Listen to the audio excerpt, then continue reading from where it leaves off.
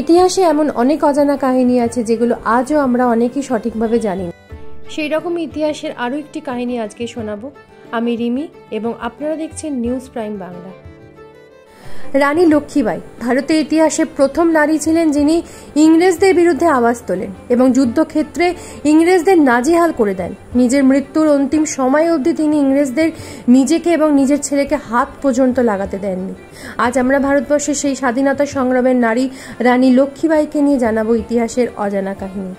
ভারতবর্ষের মানচিত্রে একটি ছোট্ট শহর ঝাঁসি, যা মহান বীরাঙ্গনা রানী লক্ষ্মীবাইয়ের নামে এখনো বিখ্যাত। রানী লক্ষ্মীবাইয়ের জন্ম হয় 1428 সালে মহারাষ্ট্রের এক ব্রাহ্মণ পরিবারে। বাবা মরুপান্ত দাম্বে এবং মা ভাগীরথী বাইয়ের খুব আদুরে মেয়ে ছিলেন লক্ষ্মীবাই।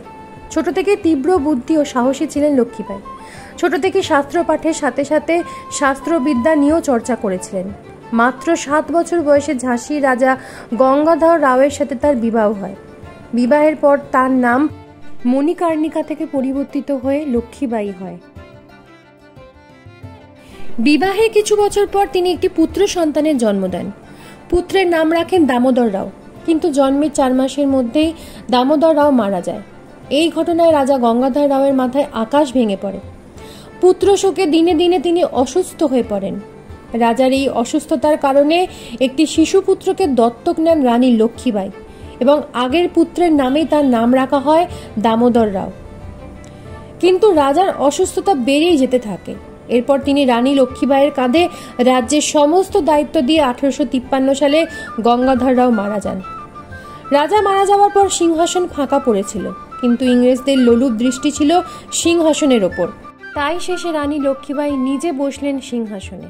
রানী রাজত্বকালে রাজ্য জুড়ে সুখ সমৃদ্ধি বজায় ছিল। তিনি নিজের সৈন্যদলে মেয়েদের একটি বাহিনী তৈরি করেন। ভারতবর্ষে সেই সময় গভর্নর ছিলেন লর্ড ডালহৌসি। উনি এমন এক নিয়ম বানিয়েছিলেন যেখানে বলা হয়, যে রাজার কোনো পুত্র সন্তান নেই সেই রাজার রাজ্য ব্রিটিশ কোম্পানির হাতে চলে যাবে আর তার বদলে পেনশন দেওয়া হবে। একে বলা হতো সত্য বিলোপ নীতি। দত্তক নেওয়া পুত্রকে উত্তরাধিকারী মানা হতো না।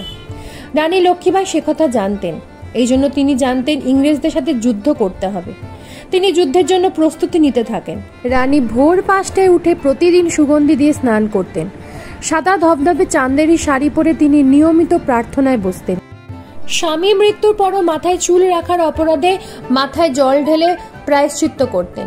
তিনি প্রতিজ্ঞা করেছিলেন যতদিন না ইংরেজদের দেশ থেকে তাড়াতে পারবেন তিনি চুল কাটবেন না।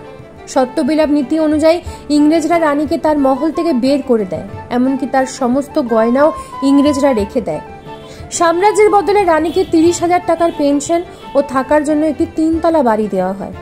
ইংরেজদের এমন অন্যায় ব্যবহার এবং ঝাঁসির মানুষের ওপর অত্যাচার শেষমেশ রানীকে রণমূর্তি ধারণ করতে বাধ্য করে। সেই সময় এক নতুন কার্তুজের ব্যবহার করত ইংরেজরা, যা দাঁত দিয়ে কাটতে হতো, তারপর বন্দুকে ভরতে হতো। গরু আর শুয়োরের চর্বি দিয়ে এই কার্তুজ তৈরি করা হতো। হিন্দু ও মুসলিমরা এর বিরোধিতা করে এবং শুরু হয় সিপাহী বিদ্রোহ। এই সিপাহী বিদ্রোহের আঁচ এসে পড়ে ঝাঁসিতে। বিদ্রোহীদের হাতে 60 জন ইংরেজ মারা যায়। এর প্রতিবাদে ইংরেজরা বিপুল সৈন্যবাহিনী নিয়ে ঝাঁসিতে এসে উপস্থিত হয়। সেই সময় প্রায় 20,000 সৈন্য নিয়ে ইংরেজদের সামনে রুখে দাঁড়ালেন রানী লক্ষ্মীবাই। তিনি হুঙ্কার দেন, ঝাঁসি আমি ছাড়ব না। 22 বছরের রানী তার সৈন্যবাহিনী নিয়ে ব্রিটিশদের সাথে যুদ্ধ করতে লাগলো। কিন্তু ব্রিটিশদের উন্নত অস্ত্রশস্ত্রের সামনে রানী বেশিক্ষণ টিকতে পারল না। ইংরেজরা জিতে যায়। উপায় না দেখে রানী তার পুত্রকে পিঠে বেঁধে ঘোড়ায় চেপে ঝাঁসির দুর্গ থেকে ঝাঁপ দেয়। এর কিছুদিন পর নানা সাহেব ও রানী লক্ষ্মীবাই একযোগে গোয়ালিয়র দুর্গ আক্রমণ করে এবং জিতেও যায়। এরপর আবারও ইংরেজ বাহিনী গোয়ালিয়র দুর্গ আক্রমণ করে। শুরু হয় যুদ্ধ। এই যুদ্ধে রানী আক্রমণাত্মক মেজাজ ধরেন। তার নেতৃত্বে ইংরেজ বাহিনী নাস্তানাবুদ হয়ে পড়ে। এই অবস্থায় চালাকি করে ইংরেজরা যুদ্ধ ময়দানে কিছু উট ছেড়ে দেয়। এতে দিশেহারা হয়ে যায় রানীর সৈন্যরা, আর সেই সুযোগে ইংরেজরা আবারও আক্রমণ শুরু করে। রানী এতটাই আক্রমণাত্মক ছিল যে তার তরোয়ালের ঘায়ে ইংরেজদের হাত কেটে যাচ্ছিল। দীর্ঘ আক্রমণের পর রানী জখম হয়ে পড়েন। এরপর জখম রানী এক মন্দিরে গিয়ে আশ্রয় নেন। মন্দিরে এক পুরোহিতের কাছ থেকে গঙ্গাজল পান করেন এবং ওখানেই তিনি মারা যান। রানীর মৃত্যুর পর ইংরেজরা বলেছিল রানীর মতন ভয়ঙ্কর যুদ্ধ ময়দানে এর আগে তারা কাউকে দেখেনি। এই ছিল রানী লক্ষ্মীবাঈয়ের জীবন কাহিনী নিয়ে আমার একটি ছোট্ট প্রতিবেদন। আজকের এই প্রতিবেদনটি ভালো লাগলে আপনারা অবশ্যই নিউজ প্রাইম বাংলা চ্যানেলটিকে লাইক, শেয়ার এবং ফলো করবেন।